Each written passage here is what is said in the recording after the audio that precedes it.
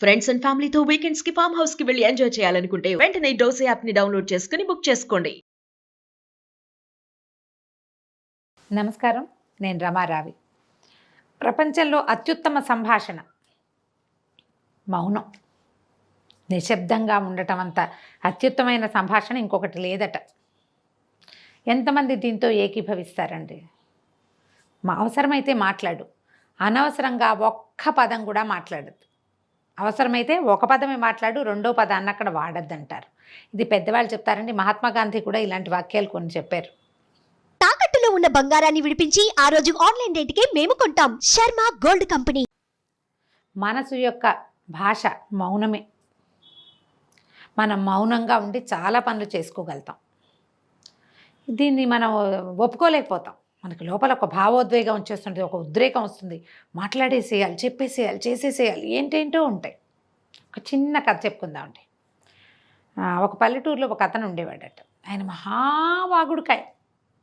నేను అది చేస్తా, ఇది చేస్తా, అది చేయగలను, ఇది చేయగలను, అక్కడికి వెళ్ళాను, ఇక్కడికి వెళ్ళాను, అది చూశాను, ఇది చూశాను, నాకు తెలియంది లేదు, నాకు రాంది లేదు, నేను చెయ్యంది లేదు, నేను చూడంది లేదు, ఇలా వాగుతూ ఉండేవాడట. ఎప్పుడు వాగుడుకాయగానే ఉండేవాడు, పెద్ద మనిషి. అయితే ఒకసారి ఏమైందట, ఒక స్నేహితుడు ఎవరు అన్నట్టు, నువ్వు అన్నీ చేయగలవు, మన ఊళ్ళో ఉన్న నడకశ్రీతో పాటు కొండలు ఎక్కలేవు నువ్వు అన్నాడు. ఆ ఊళ్ళో ఒక నడకశ్రీ ఉన్నాడు. ఆయన ఏమిటి తెగ నడుస్తాడు, కొండలు గుట్టలు అవలీలగా ఎక్కేస్తాడు. అతనితో పాటు నువ్వేం నడవలేవంటే ఈయన అన్నాడు, ఎందుకు నడవలేను, నేను తిరుపతి కొండ 3 సార్లు ఎక్కి దిగాను, ఎక్కి వెంటనే దిగేశాను కూడాను, నేను అంతవాడిని ఇంతవాడిని, నేను తప్పకుండా నడవగలను, పందెం పెట్టమన్నారు. అయితే ఏం పందెం వేసుకున్నారు?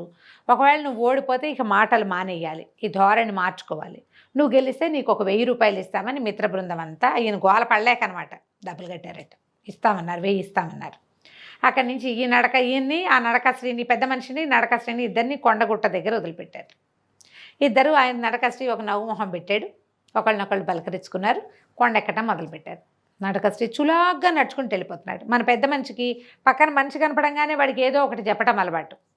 ఇక మాట్లాడి మాట్లాడి మాట్లాడి ఒక 10-12 నిమిషాలు కొంచెం ఒక 200-300 అడుగులు ఎక్కేసరికి అయిపోయింది ఈయన పని. 4 బయట పెట్టేశాడు. గసొచ్చేస్తోంది, పై ప్రాణాలు పైన పోయేలాగున్నాయి. అయితే నా వల్ల కాదు, ఇక నేను ఎక్కలేనంటే అతను నడకశ్రీ నవ్వుతూ అప్పటిదాకా అంటున్నాడు, తల ఊపుతున్నాడు అంతే. నవ్వుతూ ఏం చెప్పాడట, మీరు ఎక్కగలరండి, ఎవరూ ఎక్కలేనంత పెద్ద గుట్ట కాదు ఇది, మీరు మాట్లాడుతున్నారు, అందుకే మీరు చేయలేకపోయారు. చూసారా, మాట్లాడితే చాలా చేయలేమండి. మాటలు తగ్గించి ఏం చేయగలమో చూడండి. ఇది అందరికీ కాదండి, కొంతమంది ప్రత్యేక వ్యక్తులు ఉంటారు. ఏదైనా ఒక సంఘటన జరిగిందనుకోండి, దాని మీద నాకు చెప్పి, పక్కింటి వాళ్ళకి చెప్పి, అమ్మకి చెప్పి, నాన్నకి చెప్పి, ఫ్రెండ్స్కి చెప్పి, ఫేస్బుక్లో వాపోయి చెప్పి చెప్పి చెప్పి చెప్పి చెప్తూనే ఉంటారు. చెప్పడం వల్ల, మాట్లాడడం వల్ల ఏది మారదు. జరిగిపోయింది ఒక్క పిసరు మనం మార్చలేం, ఒక్క నిమిషం రాదు. దానికోసం ఇన్ని 100 నిమిషాలు వృధా చేయాలా మనం? అక్కర్లేదు. నా కోసం మీకు చెప్పుకోవాలంటుంటారు, నాకు కూడా చెప్తారు కొంతమంది. కష్టం చెప్పుకోవాలి, ఆ కష్టం చెప్పుకుంటే తీరదమ్మా, వదిలేస్తే తీరుతుంది. మౌనంగా దాన్ని దిగమింగి పొట్టలోకి తోసేయండి. పొట్టలోకి వెళ్ళిన పదార్థాలన్నీ పచనం అయిపోయేవాడి దారిని పోతాయి, బయటికి పోగొట్టేయండి. మాట్లాడడం తగ్గించండి. ఒకటే విషయం, ఏదో ఒక్కసారి ఒక్క సంఘటన జరుగుతుంది, 10 ఏళ్ళైనా దాన్ని మర్చిపోరు. ఎప్పుడు ఆ మాటలకి పదును పెట్టి విసురుతూనే ఉంటారు. ప్రపంచంలో జరిగే ప్రతి యుద్ధానికి కారణం మాటలే. ఇంట్లో ఎవరిళ్లలో ఏ గొడవైనా, ఓ ఆఫీస్లో గొడవైనా, ఒక పబ్లిక్ ప్లేస్లో గొడవైనా, దానికి కారణం మన నోరే, మన మాటలే. ఎంతసేపు లోపల ఒక బడబాగ్నిలాగా రగుల్చుకుంటూ ఉంచుకుని, దాన్ని మంట పెడుతూ ఉంచుకుని, మాటల రూపంలో ఆ బాణాలని మనం విసిరేస్తూ ఉంటాం. ప్రతి వాళ్ళు వాళ్ళల్లో ఒకసారి ఆలోచించుకోండి. మన ఇంట్లో జరిగిన దుస్సంఘటనలు, చికాకులు, ఇబ్బందులు, వీటి వెనకాల మన నోరు ఎంతవరకు ఉంది? మనమే కాదు, మాటలు కూడా. మనము అసందర్భంగా మాట్లాడతాం. ఏదైనా ఒక్క విషయం మనకు తెలిస్తే దానికి మనకు అర్థమైన రీతిలో 4-5 రంగులు వేసి, వాలంటరీగా కావాలని కాదండి, కానీ అలా చేసేస్తాం. ఎవరెవరికి మనం ఎన్నెన్ని చెడ్డ మాటలు అందించాం, ఎవరెవరి గురించి, మనకు అక్కర్లా వాళ్ళ గురించి మాట్లాడడం మనకు పనే లేదు, అయినా వాళ్ళ గురించి మాట్లాడతాం. ఇందులో సినిమా యాక్టర్ల దగ్గర నుంచి రాజకీయ నాయకుల వరకు, మన ఫ్రెండ్స్ నుంచి కొలీగ్స్ వరకు, పక్కింటావిడ విషయం కూడా ఎవరికైనా చెప్తాం. మనకేం అవసరం లేదు, అయినా కూడా మన ఇంట్లో వాళ్ళ గురించి ఎవరికైనా చెప్పుకోవటం. బయట ఏదైనా జరిగిందంటే అది మన వాళ్ళకి సంబంధించి మాట్లాడేసుకోవటం. ఎవరైనా పోట్లాడుకుంటుంటే వాళ్ళ వెనకాలో వీళ్ళ వెనకాలో చేరి ఇంకో 4 వాక్యాలు అగ్నికి ఆజ్యం పోయటం. అంతా నోరు వల్లేనండి, అంతా నోరే. ఒక్క పూట కామ్గా ఉంటే ఎలా ఉంటుందో ఆలోచించి చూడండి. భర్తలతోటి తగాదాలు, నువ్వంటే నువ్వు, నువ్వంటే నువ్వని చివరికి కొంపలు ముంచుకుంటాం. తర్వాత రిపెంట్ అయినా వెనక్కి రాదు. ఈ వదిలేసిన మాటలు అసలు వెనక్కే రావు. ఏదో సందర్భంలో ఆగలేనితనం ఎవరికైనా ఉంటుందండి, మనుషులం కదా మనము. కానీ ప్రతిసారి ఆగలేనితనం ఉంటే ఎలాగండి? ఉండకూడదు అట్లా. అది తప్పు, అది పొరపాటు. దానివల్ల మన జీవితము మిజరబుల్ అవ్వచ్చు. ఎదురుకుండా ఎవరెవరి జీవితాల్లో, చుట్టుపక్కల వాళ్ళ జీవితాల్లో అగ్నికి మన నోరు కారణం అవుతుందేమో ఆలోచించుకోండి. దీనికి మన లోపల కూడుగొట్టుకుపోతున్న అసహనం కారణమా, ఏదో ఇరిటేషనా మనకి? దేనివల్ల మనం ఇట్లా అతిగా మాట్లాడి అతిగా చెప్తున్నాము? ఒక మామూలు విషయాన్ని విని దానికి కొత్త రంగులు ఎందుకు అద్దుతున్నాం మనం? ఏంటి, నేను కరెక్ట్గా లేనా, నాకేమైనా జబ్బా అని ఆలోచించండి. అప్పుడు అర్థమవుతుంది మనకి జబ్బా, మనం వాళ్ళని చూసి ఓర్వలేకపోతున్నామా. అది ఆలోచించుకుని దానికి ప్రతిక్రియ చేసుకోవాలండి. ఎందుకంటే ఎప్పుడు నేను ఒక మాట చెప్తాను, నా వీడియోలు వినే వాళ్ళందరికీ తెలుసు, ఏ కట్టెకి నిప్పుంటే అది ముందు కాలుతుందండి, అది ఇంకో దాన్ని అంటిస్తుంది కూడాను. ఏమీ లేవనుకో అదే కాలిపోతూ ఉంటుంది. ఎందుకు ఈ అసహనాన్ని పెంచి పోషించి అక్కర్లేని మాటలు మాట్లాడే రకపు ధోరణి మనం అలవర్చుకోవాలి? చక్కగా ఏ మెడిటేషనో చేయొచ్చు. ఏదో తోటలో దొడ్లో పువ్వులు కాయలు ఏవో ఒకటి ఏరుకుంటుంటే బట్టలలోకి వెళ్తే మొక్కల్లోకి కొంచెం చల్లబడుతుంది బుద్ధి. శుభ్రంగా ఇంట్లో 4 కుండీలు పెంచండి, కాసేపు రోడ్డు మీద నడవండి. అసహనాన్ని పోగొట్టుకోండి. అసహనం మన మాటలకి కఠినత్వాన్ని తెచ్చిపెడుతోందేమో, దురుసు మాటలకి కారణమవుతోందేమో.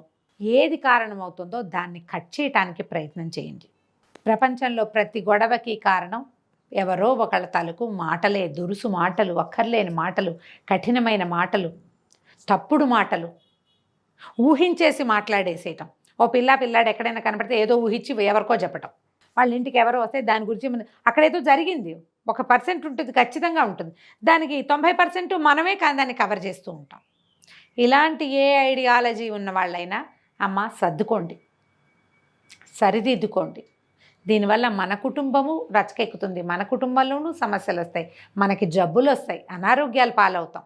ఇలాంటి ఆలోచన విధానం ఉన్నవాళ్ళు మన మాటల వల్ల దేనికైనా గొడవ అవుతుందా, ఎవరికైనా గొడవ వస్తుందా అని ప్రతి వాళ్ళు ఆలోచించుకోవాలి, సరి చేసుకోవాలి. మీ ఫ్రెండ్స్లో ఎవరైనా ఇలా ఎక్కువగా దురుసుగా మాట్లాడేసేవాళ్ళు, హార్ష్ టాక్ చేసేవాళ్ళు, లేనిపోని మాటలు మాట్లాడేవాళ్ళు, అలాంటి వాళ్ళు ఉంటే గనక మీరు మొహమాట పడకుండా ఈ వీడియోని చక్కగా ఫార్వర్డ్ చేయండి వాళ్ళకి.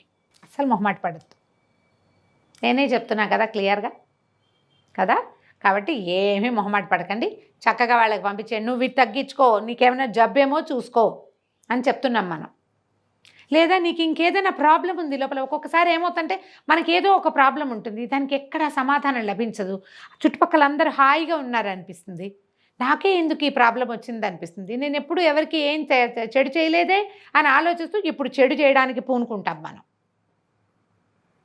అలా చేయకూడదు. సాధ్యమైనంత మౌనాన్ని ఆశ్రయించండి. దీనికి ఒక చిన్న టిప్ చెప్తానండి. మౌనానికి సంవత్సరంలో కొన్ని రోజులు మనం ఉపవాసాలు ఉంటాం, నెల కూడా వస్తాయి. ఏకాదశులు, ద్వాదశులు వస్తాయి కదా, సోమవారాలు, శనివారాలు, మంగళవారాలు. మనకే బుధవారం, గురువారం బాబాగారికి గురువారం, వినాయకుడికి ఇంకో వారం, ఇలా పెట్టుకుంటాం కదా. ఆ వారంలో కనీసం ఫ్యూ అవర్స్, కొన్ని గంటలైనా మౌన వ్రతం తీసుకోండి. మీరు ట్రై చేసి చూడండి. ఇది ప్రతి వాళ్ళు అప్లై చేయొచ్చండి. వారంలో ఒకరోజు మౌనంగా ఉంటే మరీ మంచిది. కాకపోతే మనం బయటకు వెళ్ళాలి, అవుటింగ్ ఉంది, సోషలైజ్డ్గా జనాల్లోకి వెళ్ళాలి, అప్పుడు మౌన వ్రతం పెట్టుకోబోకండి. ఒకవేళ మనం ఇంట్లో ఉంటే కనుక అస్సలు ఫోన్లో మాట్లాడద్దు, చిట్ చాట్ చేయబోకండి, మెసేజ్లు కూడా చేయొద్దండి, మానేసేయండి. ఎంత ప్రశాంతంగా ఉంటుందో చూడండి, అలవాటు చేసుకోండి అమ్మా మౌనాన్ని. ఒకవేళ మీరు మాట్లాడకుండా ఉండలేకపోతే రైట్ ఇట్ అప్, రాసిపారేయండి. దాన్ని రాసాక విసుగొస్తుంది, అప్పుడు మానేస్తాం. మనం మాట్లాడితే అవతల వాళ్ళ బుర్రల్లోకి వెళ్ళిపోతాయండి, మనం కూడా వదిలేస్తాం. రాసేమనుకోండి, అది మనం కంటితో చూస్తాం కదా, మనం ఎంత పిచ్చి రాతలు రాస్తున్నామో మనకు అర్థమవుతుంది. ఓసారి ట్రై చేసి చూడండి, ప్రయత్నించి చూడాలి దీనికోసం.